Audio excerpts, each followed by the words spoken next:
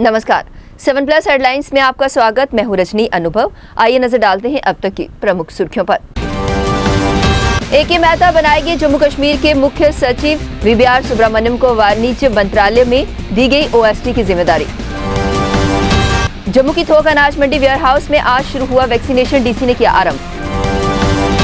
कश्मीर के बड़गाम में टीकाकरण के कुछ घंटों बाद 2 बच्चों की हुई मौत, जांच हुई शुरू। और जम्मू में गर्मी दिखाने लगी अपना असर, पारा 41.6 डिग्री सेल्सियस तक उछला। अब समाचार विस्तार से। IAS अधिकारी ए.के. मेहता को जम्मू कश्मीर के मुख्य सचिव का पदभार ग्रहण करने को कहा गया। वह जम्मू कश्मीर काडर के IAS अधिकारी हैं। वहीं दूसरी ओर मौजूदा मुख्य सचिव वी.बी.आर. सुब्रमण्यम को केंद्र में वाणिज्य मंत्रालय में नियुक्त किया गया है। अधिकारियों के अनुसार उपराज्यपाल मनोज सिन्हा को केंद्रीय गृह सचिव अजय भल्ला ने इस फैसले के बारे में जानकारी दी। समाचार एजेंसी PTI के मुताबिक इस फैसले पर नियुक्ति से संबंधित मंत्रिमंडल समिति अपनी मोहर लगा चुकी है। सुब्रमण्यम को वाणिज्य मंत्रालय में विशेष कार्यकारी अधिकारी की जिम्मेदारी दी गई है। उन्हें 30 जून को वाणिज्य सचिव नियुक्त किया जाएगा। उस समय मौजूदा वाणिज्य सचिव अनूप वाधवन सेवानिवृत्त होंगे। सुब्रमण्यम छत्तीसगढ़ से 1987 बैच के IAS अधिकारी हैं। जम्मू की सबसे बड़ी थोक अनाज मंडी में 18 साल से अधिक उम्र वाले हर दुकानदार, कर्मचारी व मजदूरों की कोरोना वैक्सीन को लेकर जम्मू जिला प्रशासन की ओर से शुक्रवार को विशेष अभियान आरंभ किया गया। जम्मू नगर निगम की ओर से स्वास्थ्य विभाग के सहयोग से ये अभियान शुरू किया गया।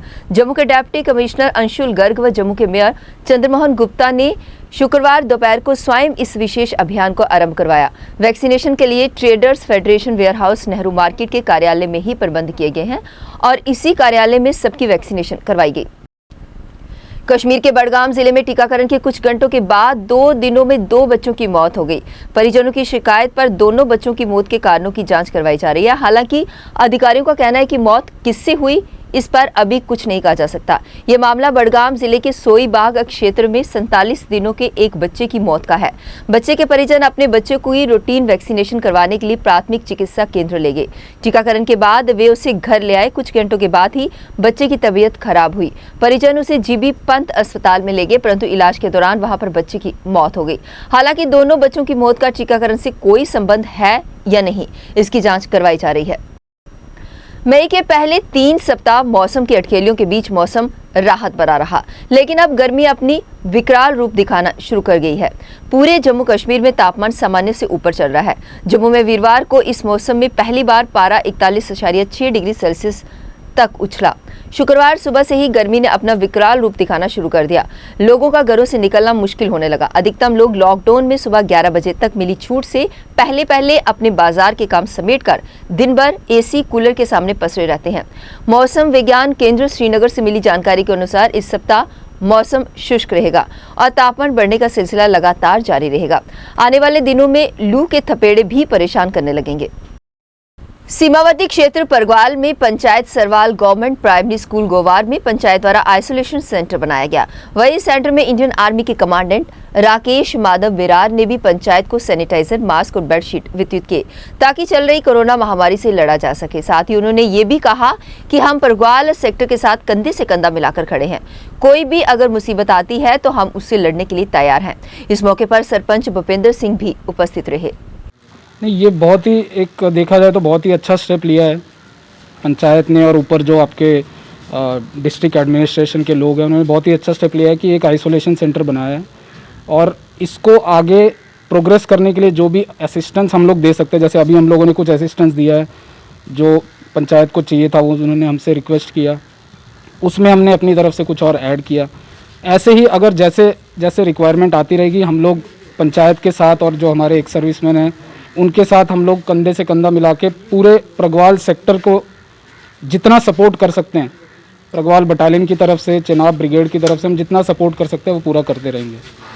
पर एक ही चीज़ जो है, जो सबसे ज़रूरी है, जो हम सब ने फॉलो करनी है, मेरे से लेके आप सबसे लेके जो गवर्नमेंट भी हर बार बोल रही है कि 2 गज़ की दूरी रखनी है, मास्क पहनना है और हैंड वॉश करना है। बस युवा को क्या संदेश देना चाहोगे? युवा, जैसे आप सब जानते हैं, युवा ही है एक फोर्स जो हमारे पास है, जो इस चाहे वो ये पेंडेमिक हो, चाहे कोरोना हो या दूसरी कोई चीज़, इस सेक्टर को बढ़ावा किसी भी चीज़ में देने के लिए वही लोग हैं जो सपोर्ट कर सकते हैं।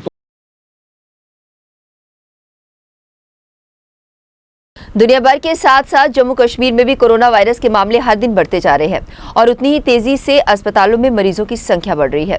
ऐसे में कोरोना वॉरियर्स पर लोड भी काफी बढ़ गया है, पर इस कठिन हालात में भी अपना दर्द बुलाकर ये लोग न सिर्फ मरीजों की सेहत का बल्कि उनके एंटरटेनमेंट का भी पूरा ध्यान रख रहे हैं। ऐसा ही एक वाकया जम्मू के SMGS अस्पताल में बनी कोरोना वार्ड में देखने को मिला। इस मौके पर नर्सिस मरीजों के साथ गाने पर नाचती और मौज मस्ती करती नजर आई। हालांकि वार्ड में ये वो मरीज हैं जिन्होंने कोरोना को मात दी है। ये माना जा रहा है कि लंबे समय से अस्पताल में दाखिल मरीजों का ध्यान भटकाने के लिए ऐसा किया जाता था। जब से हमारा ये कोविड स्टार्ट हुआ तो हमारे पास पेशेंट आए हैं। जब से हम पहले बड़े डरे हुए थे क्योंकि बहुत सिक पेशेंट आए थे, हमारे दिल में भी एक दहशत थी, लेकिन हम लोगों ने इतनी केयर की इनकी कि कल से परसों से हमारे सारे पेशेंट डिस्चार्ज होके जा रहे हैं। ऑलमोस्ट 20-22 पेशेंट हमारे डिस्चार्ज हो रहे हैं। तो हमने इसी खुशी में आज एक एंटरटेनमेंट प्रोग्राम रखा था क्योंकि हमारे पेशेंट भी बड़े खुश थे कि हम यहाँ आए हैं और हमें बहुत अच्छा ट्रीटमेंट मिला। हमें तो पॉजिटिव होने के ज़्यादा चांसेस हैं, लेकिन एक जज्बा अगर अंदर हम जाके पेशेंट्स के साथ इंटरटेनमेंट उनको अगर इंटरटेन कर रहे हैं तो उनका जज्बा ज़्यादा बढ़ता है। हॉस्पिटल के प्रति के जैसे लोगों ने नेगेटिविटी फैलाई हुई है कि हॉस्पिटल में ट्रीटमेंट नहीं हो रहे, हॉस्पिटल में स्टाफ केयर नहीं कर रहा, हर कोई अपना बेस्ट दे रहा है, सिस्टर्स अपना बेस्ट दे रही हैं, एक सफाई वाले से लेके ऊपर एडमिनिस्ट्रेशन तक सारे अपना बेस्ट दे रहे हैं।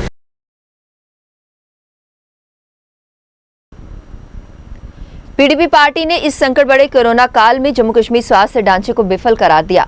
पार्टी कार्यालय गांधीनगर में आज आयोजित पत्रकार वार्ता में पार्टी के स्टेट सेक्रेटरी राजेंद्र मनहास ने कहा कि GMC में पिछले कुछ समय से कोरोना मरीजों की मौत का आंकड़ा बेहद चौंकाने वाला है। अस्पतालों में मरीजों को पर्याप्त ऑक्सीजन से लेकर अन्य सुविधाएं न मिलने से तथा डॉक्टरों की लापरवाही के कारण ही मौतों में आए दिन इजाफा हो रहा है, लेकिन बीजेपी सरकार इस पर चुप्पी साधे हुए है। इसी के साथ जम्मू कश्मीर के ट्रांसपोर्टर्स को भारी नुकसान झेलना पड़ रहा है, जिसके लिए उन्होंने ऑटो चालक से लेकर ट्रांसपोर्ट से जुड़े सभी लोगों को राहत देने की बात कही ताकि इन लोगों को राहत मिल सके। साथियों, जैसे हमने आज ये प्रेस कॉन्फ्रेंस बुलाई थी, इसका मेन मकसद ये था कि हेल्थ डिपार्टमेंट के अंदर जो खामियां हैं उसको उजागर करना और डायरेक्टर हेल्थ को ये कहना कि आप थर्ड कोविड के लिए तैयार रहिए। अगर इसी हालात से हमारे सिस्टम अगर हेल्थ का चलता रहो तो थर्ड फेज हम फेस नहीं कर पाएंगे और बुरी हालत होगी। और LG साहब से कहेंगे कि जो इस वक्त जितने भी डिपार्टमेंट्स हैं उनको सतर्क कर दीजिए। काला बाजारी चरम पे चल रही है, पूछने वाला कोई नहीं है। बाजारों के अंदर भीड़ जो आपने लगा कर रखी है, इसको कम करने के लिए और सैनिटेशन सिस्टम जो चल नहीं रहा वो कैसे चलेगा। म्यूनसिपैलिटी टोटली फेल हो चुकी है इस पे। मेयर साहब गीत गा रहे हैं, मैं ये कर रहा हूँ वो कर रहा हूँ, ग्राउंड पे कुछ नहीं हो रहा। पूछ लीजिए किसी भी मोहल्ले में किसी भी वार्ड में जाके, पिछले 2 महीने में अगर किसी ने वहां पर हर हफ्ते जाके या तीसरे दिन जाके सैनिटेशन की हो, पूछ सकते हैं आप। अगर इक्का दुक्का किसी हो गई तो क्या 2 महीने में 4 महीने में वो वेव खत्म हो जाएगी। मरने का लोगों का कारण यही है कि हम अभी तक जो कोविड का एक ये जो चल रहा है वार, उसको कहीं पर रोकने के लिए हमारे कड़ाई के साथ पेश आना होगा। लोगों की भीड़ लगी हुई है, सब्जी मंडी में चली जाइए, बस स्टैंड में चली जाइए, कोविड सेंटरों में चली जाइए, कहीं भी कोविड का पालन नहीं हो पा रहा। एडमिनिस्ट्रेशन पुलिस के सहारे बैठी हुई है, तो पुलिस क्या करेगी। उसके साथ जो कुछ डिपार्टमेंट है जो काला बाजारी पे उतर रहे हैं वो क्या करें।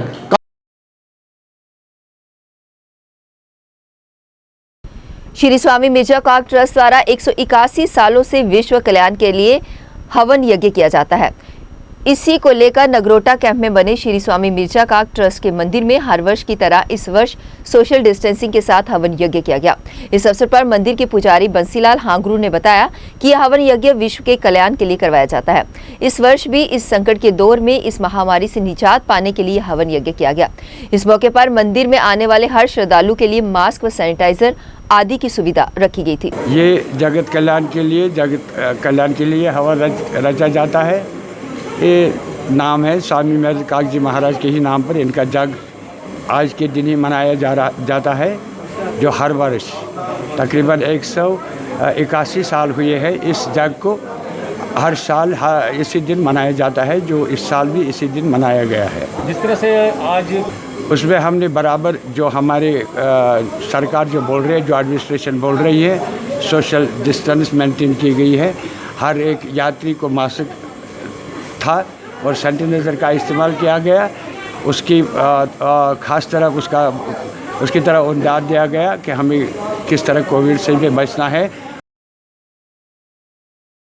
मेडिकल एम्प्लॉयज फेडरेशन ने एक बार फिर लंबे समय से डीपीसी ना करने पर प्रशासन को कोसा। संगठन के प्रधान सुशील सुदन का कहना है कि नियमों के अनुसार डीपीसी हर 6 माह बाद होनी होती है, लेकिन प्रशासन ने अपनी मनमानी कर पिछले 4 सालों से डीपीसी नहीं की है, जिसे लेकर कर्मचारियों में खासा रोष है। इसी के साथ कोविड महामारी के दौरान कर्मचारियों की मौत पर दी जाने वाली राहत राशि भी आज तक नहीं दी गई।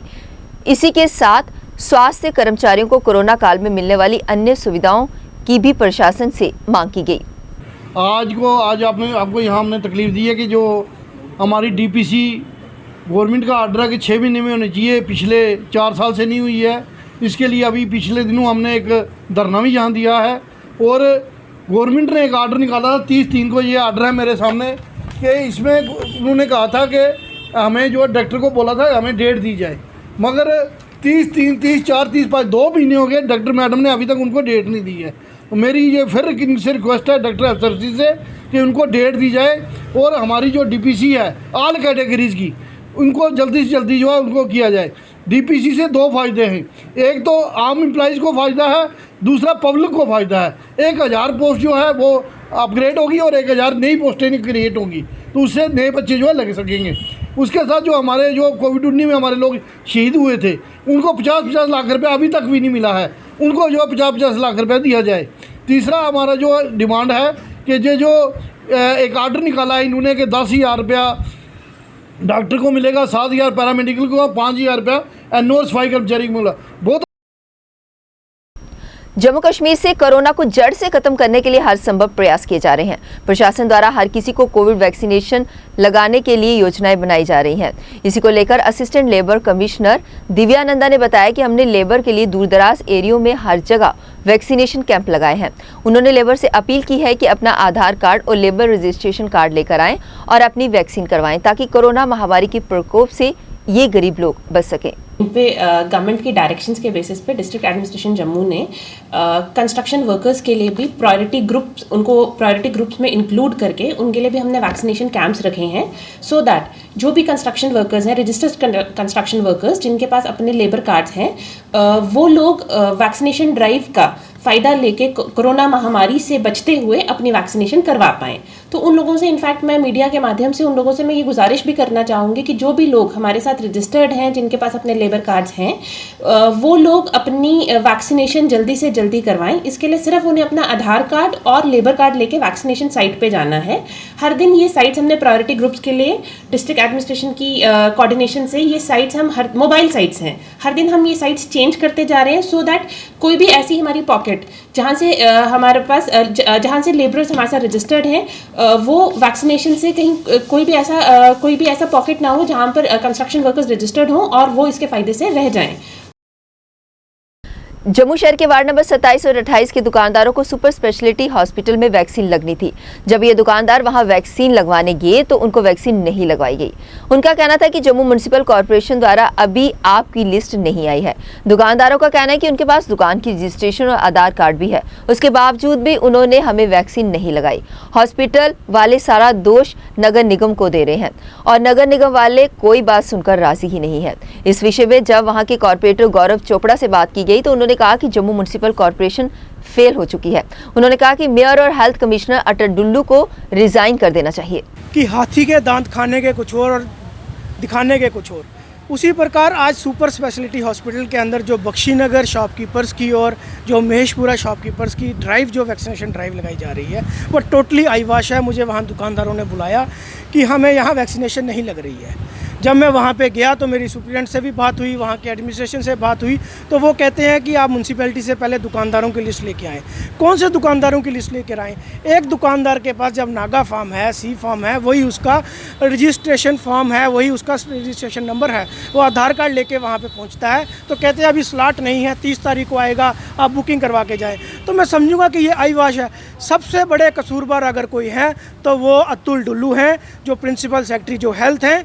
मैं समझूंगा कि उनका रिज़ाइन जो है सबसे पहले हमें मांगना चाहिए था, क्योंकि सबसे बड़े फेलियर वो हैं। उनके साथ साथ तमाम वो सीनियर डॉक्टर्स जो अपनी ड्यूटी से भागते हैं, जो बचते हैं इस कोरोना से और जो स्टाफ को आगे करते हैं, स्टाफ की कुर्बानी करते हैं, वो सब लोग अकाउंटेबिलिटी उनकी सेट होनी चाहिए, उनकी जवाबदेही सेट होनी चाहिए। जितनी भी लोगों की मातमदारी हुई हैं, जितनी कोरोना से हत्या हुई है, मैं समझूंगा वो सब हत्या हैं और वो सब हत्या के जिम्मेवार अतुल डुल्लू जी, आप और आपके सीनियर डॉक्टर्स हैं। उसी प्रकार मेयर और डिप्टी मेयर उतने कसूरवार हैं कि जिन्होंने जम्मू म्यूनसिपल कॉरपोरेशन को भी टोटली फेल करके रखा हुआ है।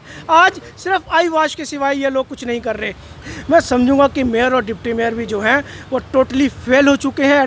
आज हमें मॉर्निंग में म्यूनसिपैलिटी के सुपरवाइज़र साहब आए, उन्होंने हमें कहा कि वार्ड नंबर 27 और वार्ड नंबर 28 के सभी लोगों को कोविड वैक्सीन के इंजेक्शन लगेंगे सुपर स्पेशलिस्ट हॉस्पिटल में। हम यहाँ 10 बजे पहुँच गए। हम यहाँ उस समय 300-400 बंदा था यहाँ पे, तो हमने सबको पूछा, बोलता है नहीं जी आपके इंजेक्शन नहीं लगेंगे, हमारे पास लिस्ट नहीं है जी कोई भी मेडिकल डिपार्टमेंट की। हमने सबको फ़ोन किया, यहाँ सुपरवाइजर साहब को फ़ोन किया, वो बोलते हैं जी हमारा हम बैठे हुए हैं, इंस्पेक्टर साहब इस ऊपर बैठे हुए हैं। हेल्थ अफसर को फ़ोन किया, हेल्थ अफसर ने फ़ोन नहीं उठाया। म्यूनसिपल कमिश्नर को फ़ोन किया, आगे पीछे नंबर लेके, उन्होंने फ़ोन नहीं उठाया। पर मैंने सुना कि भी किसी मीडिया वालों से बात हुई है हेल्थ अफसर की, तो उन्होंने बोला कि हमारे पास बंदे वहाँ बैठे, ये हेल्थ वाले क्यों नहीं लगा रहे इंजेक्शन, ये हेल्थ डिपार्टमेंट की गलती है। हेल्थ वाले बोल रहे हैं कि म्यूनसिपैलिटी वालों की गलती है। एक दूसरे पे आरोप लगा रहे हैं कि उनकी गलती है, उनकी गलती है, पर ये बिल्कुल आंखें मूंद के इन्होंने एक जम्मू को लोगों को मारने की गलती की है। जी जम्मू के लोग मरे, पहले तो हम बोलते हैं चलो हेल्थ डिपार्टमेंट लोग डेली इतने मरे, हेल्थ डिपार्टमेंट की गलती। मैं आज बोलता हूँ आज सभी एडमिनिस्ट्रेशन की गलती है कि जम्मू को लोगों को वो मार रही है। जम्मू की सबसे बड़ी थोक अनाज मंडी में 18 साल से अधिक उम्र वाले हर दुकानदार, कर्मचारी व मजदूरों को कोरोना वैक्सीनेशन के लिए जम्मू जिला प्रशासन की ओर से विशेष अभियान आरंभ किया गया। इस मौके पर जम्मू के डिप्टी कमिश्नर अंशुल गर्ग व जम्मू के मेयर चंद्रमोहन गुप्ता ने इसकी शुरुआत की। इस अभियान के तहत फेडरेशन के अधिकतर सदस्यों ने कैंप में भाग लेकर कोविड वैक्सीन की पहली डोज ली। याद हो कि जिला प्रशासन की ओर से शहर के दुकानदारों, रेहड़ी फड़ी वालों की वैक्सीनेशन के लिए विशेष अभियान चलाया गया है, जिसके तहत शहर के 5 केंद्रों में रोजाना दुकानदारों की वैक्सीनेशन हो रही है। यहाँ के एसपी साहब भी थे, ढींगरा साहब भी, तो लगातार ये राशन भी बांट रहे हैं। इन्होंने ये जब 5 सेंटर शहर में बने जो 18 से लेकर 18 से 45 तक जो 44 तक वैक्सीनेशन लग रही थी, तो इनका कहना था कि वेयर हाउस में भी लगभग 5000 दुकानदार या उनके जो आगे स्टाफ है या पल्लेदार हैं हमारे, तो वो दूर दराज तक नहीं जा सकते। इसलिए मैंने डीसी साहब से रिक्वेस्ट की थी। आज यहाँ पर वैक्सीनेशन का काम शुरू किया गया है। लगभग सुबह से 250 लोगों को वैक्सीनेट हो गए हैं, बाकी वाले भी। बड़ा सिस्टम अच्छा है। अभी यहाँ 50-60 लोग ही होंगे। ये बारी बारी हर जो इनकी मार्केटें हैं, नेहरू मार्केट है, बाहर वाली मार्केट है, अंदर वाले जो आते हैं अलग अलग इनको कहते हैं आज इनकी बारी है, कल उनकी बारी, उस रंग से बड़ी नौजवान टीम है इनके पास। Young government of Jammu Kashmir की बड़ी क्लियर है और काफ़ी देर से चली आ रही है टेस्ट, ट्रैक एंड ट्रीट की। वैक्सीनेशन ड्राइव जो है वो स्पेशल चल रही हैं। हमारे पब्लिक रिप्रेजेंटेटिव्स हमारे साथ हैं, उनका कोऑपरेशन, उनकी गाइडेंस कॉन्स्टेंटली हमें मिलती रही है। और पिछले 5 दिनों में जो एक्सेलरेटेड ड्राइव 4 दिनों से चल रही है, तो तकरीबन 20,000 लोग वैक्सीनेट हुए हैं इसी तरह की स्पेशल साइट्स में।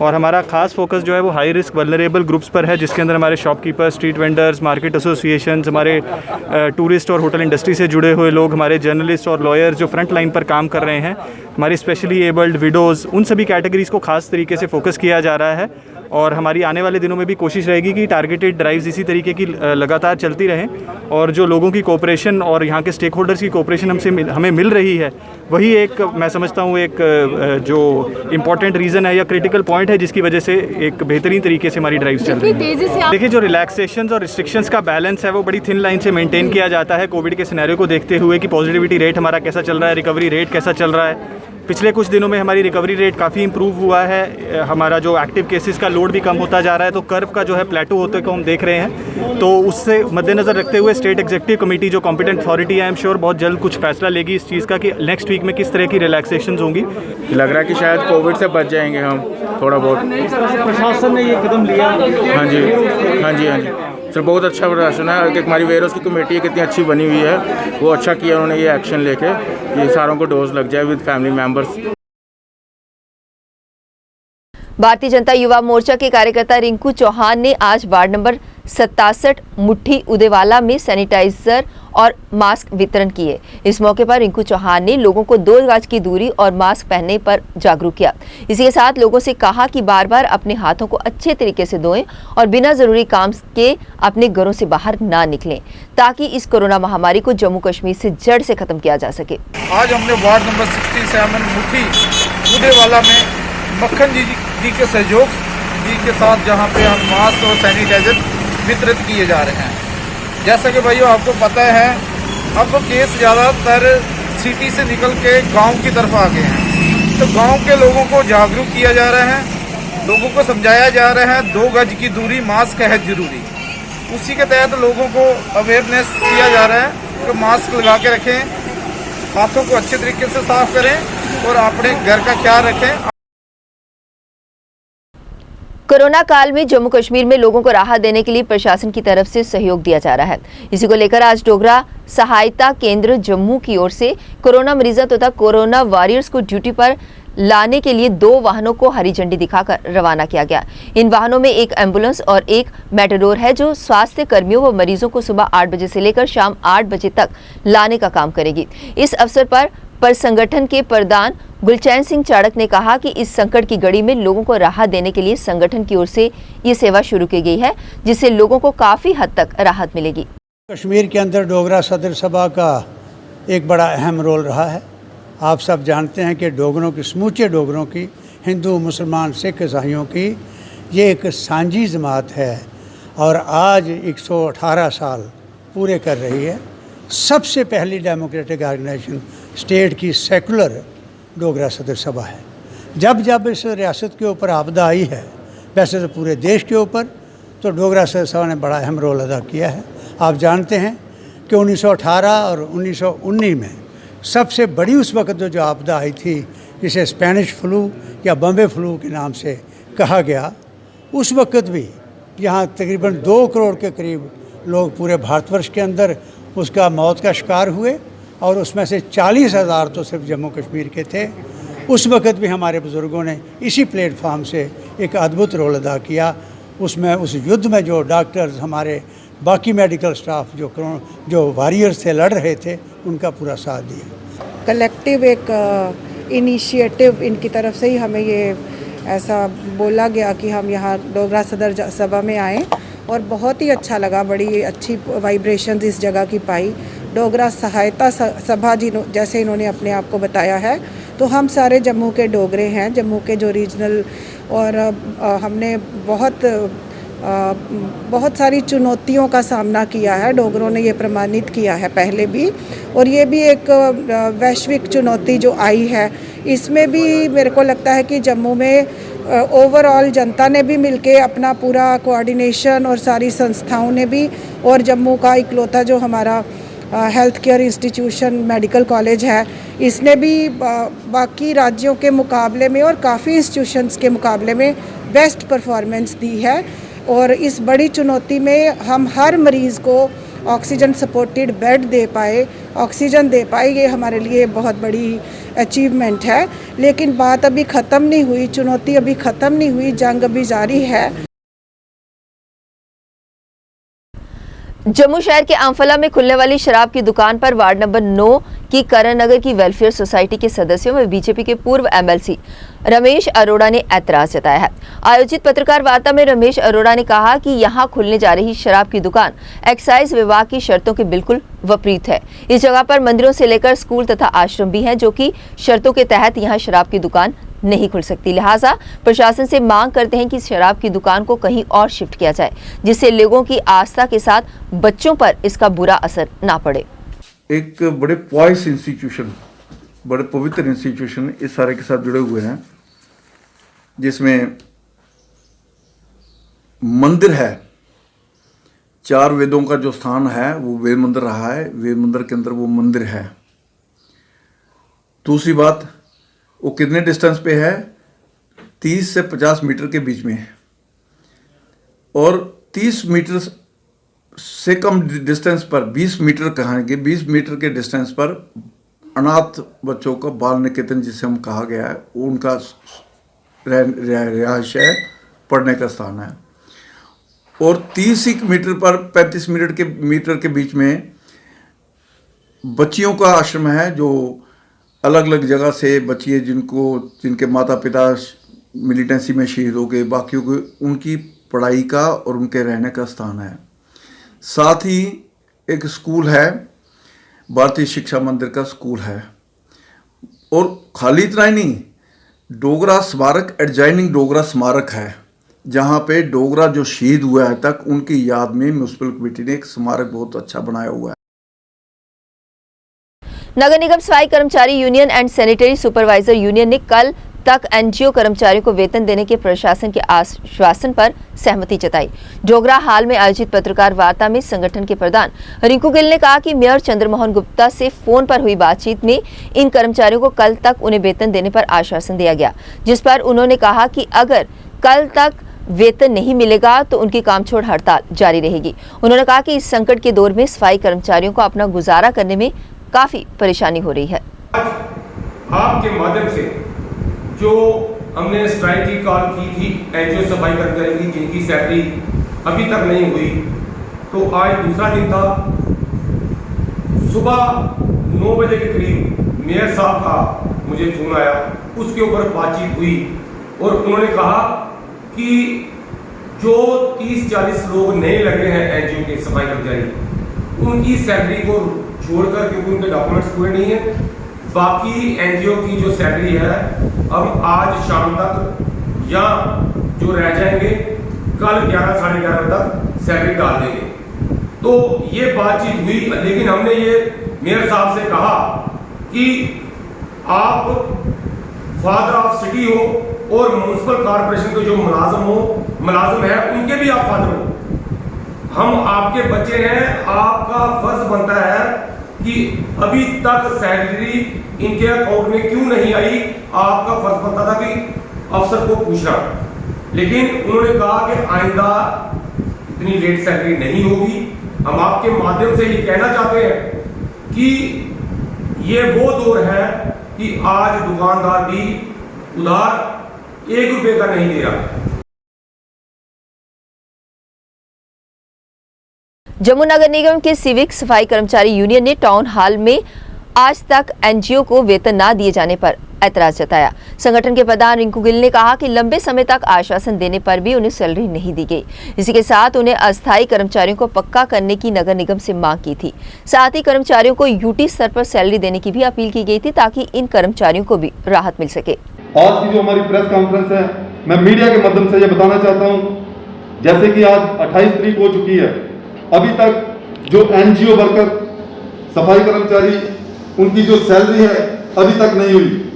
हम चाहते हैं कि जल्द से जल्द उनकी सैलरी जो है वो दी जाए और एक डेट रखी जाए, जैसे कि 10 तारीख तक इनकी जो सैलरी है इनके अकाउंटों में आनी चाहिए। साथ ही साथ मैं मीडिया के माध्यम से ये कहना चाहता हूं, जैसे कि यूटी की सैलरी 18,000 रुपया अभी तक जो है यूटी यहाँ पर लागू कर दी है, लेकिन यूटी की सैलरी जो है किसी भी मुलाजिम को नहीं दी गई। हम चाहते हैं कि यूटी की सैलरी जो है वो जल्द से जल्द दी जाए। और 600 आदमी जो कैजुअल हमारा यहाँ पर लगा हुआ है, अक्टूबर महीने में उनको 7 साल कवर होने पर आ रहे हैं। उधमपुर में डीडीसी चुनाव में हुई धांधलियों पर पैंथर्स पार्टी ने आरटीआई के माध्यम से आखिरकार सच्चाई को सामने ला ही दिया। पार्टी के चेयरमैन हर्षदेव सिंह ने पत्रकार वार्ता कर कहा कि इस पर चुनाव आयोग ने पोल हुए वोटों की गिनती और बैलेट पेपर की गिनती में अंतर आने की बात भी कबूली है। उन्होंने कहा कि चुनाव के दौरान पैंथर्स पार्टी द्वारा बनाए गए एजेंट्स को भी गिनती से लेकर बॉक्स खोलने पर संज्ञान नहीं लेने देने की बात मानी है। लिहाजा पैंथर्स ने उधमपुर में फिर से डीडीसी चुनाव करवाने की मांग रखी है। उसका जवाब मिला है, वो भी अपील्स लगाने के बाद जवाब मिला है, और उसमें इलेक्शन कमीशन जो स्टेट का है उसने कबूल किया है कि उधमपुर ज़िले में भारी पैमाने के ऊपर धांधलियाँ हुई हैं। 20 जिलों में इलेक्शन हुआ था, जिसमें से 19 जिलों में उन्होंने कहा है कि वहाँ पर जो वोट पोल हुआ था उसमें और जो वोट बैलेट बॉक्सेस से निकला है उसमें कोई अंतर नहीं है। लेकिन उधमपुर एक ऐसा ज़िला है जिसमें उन्होंने कबूल किया है कि वोट्स पोल और वोट्स जो एक्चुअली पोलिंग जो बूथ्स हैं और जो बैलेट बॉक्सेस हैं उनमें मेल नहीं खा रहा है, और लगभग सारी कॉन्स्टिट्यूएंसीज में 14 की 14 सीटों के ऊपर जो है वो धांधलियाँ हुई हैं। उन्होंने ये कबूल किया है कि 12 सीट्स जो हैं 14 में से, इन सीटों के ऊपर वोट्स पोल्ड और बैलेट बॉक्सेस से जो वोट निकला है इनमें डिफरेंसेस हैं, और ये सिर्फ उधमपुर जिले में देखने को मिला है, बाकी 19 जिलों में ऐसी कोई बात नहीं है। एक जो हमारा ये था कि भारी पैमाने के ऊपर धांधलियां हुई हैं, वो इलेक्शन कमीशन ने खुद कबूल किया है।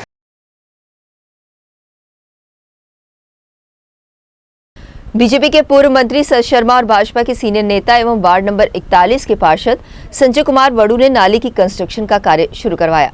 लंबे समय से इलाके के लोगों की मांग को ध्यान में रखते हुए इस काम को शुरू करवाया गया। ये कार्य यूईईडी विभाग की तरफ से करवाया जा रहा है, जिस पर लगभग 16 लाख की लागत आएगी। इस मौके पर भाजपा उपाध्यक्ष जयदीप एवं मंत्री ब्रिजेश गुप्ता खासतौर पर उपस्थित थे।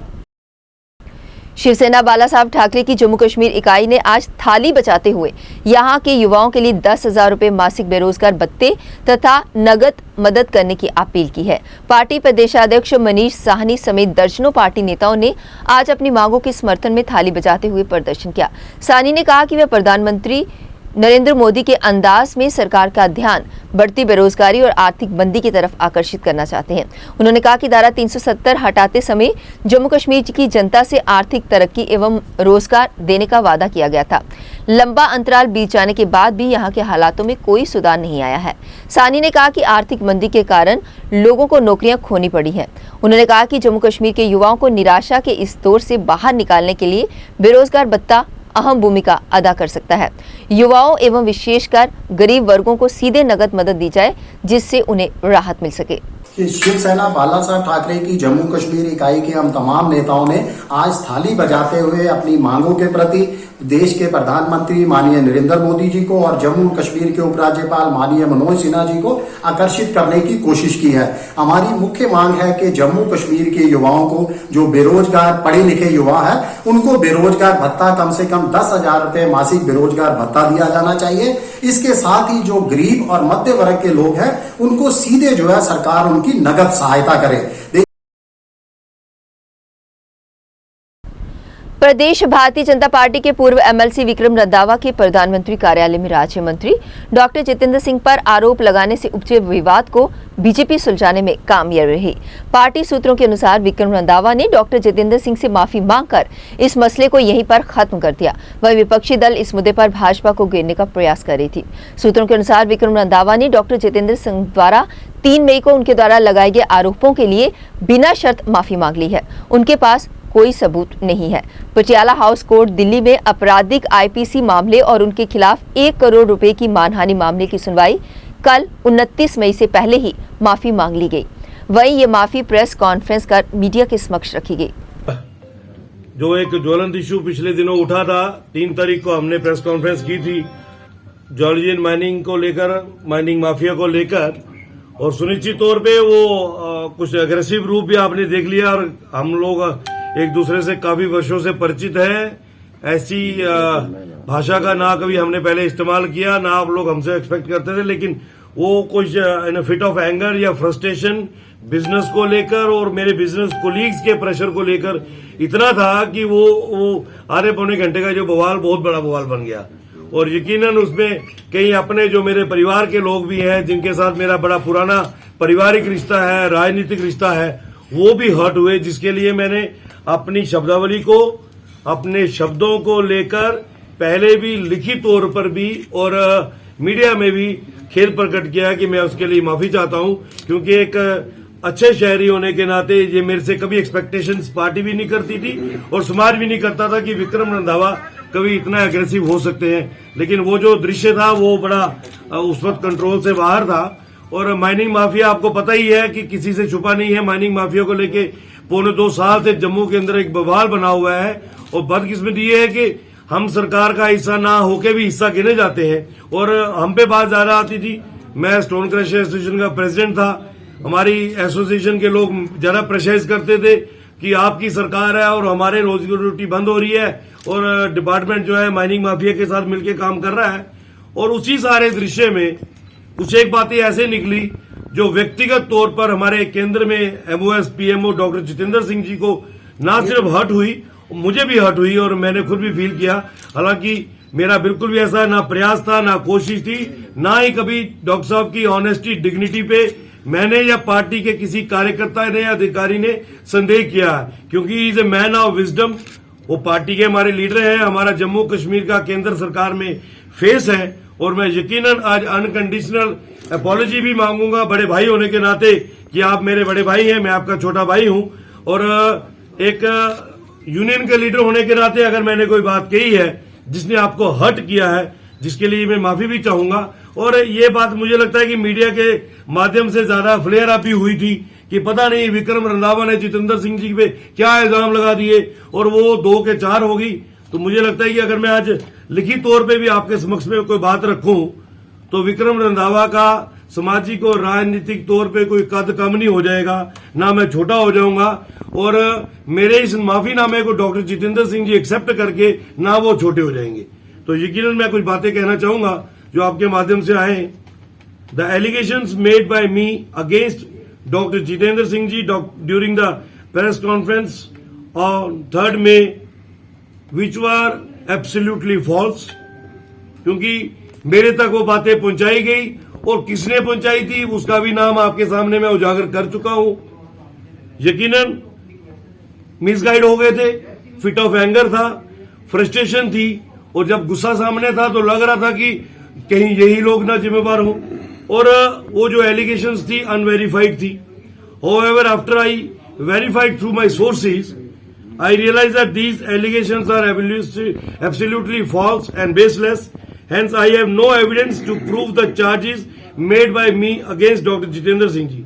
I therefore tender my unconditional apology for having made these allegations and apologize personally to Dr. Jitendra Singh Ji and his family for hurting their feelings, as I am also part of their family. I also give an undertaking that I shall not discuss, definitely, ये चर्चा का विषय दोबारा बाजार में ना बने, तो मुझे इसके बाद में कहने की भी जरूरत नहीं है कि ये विषय लेकर मैं कभी मीडिया में या सामाजिक या सोशल सर्कल में कभी जाऊंगा। I have deep respect for Dr. Jitendra Singh Ji.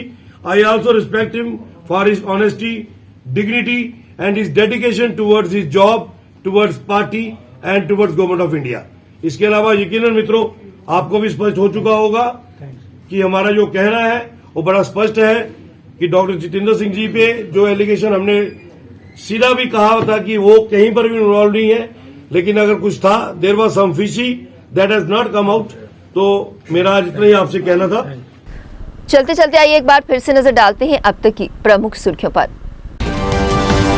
A.K. Mehta बनाए गए जम्मू कश्मीर के मुख्य सचिव, VBR सुब्रमण्यम को वाणिज्य मंत्रालय में दी गई OSD की जिम्मेदारी।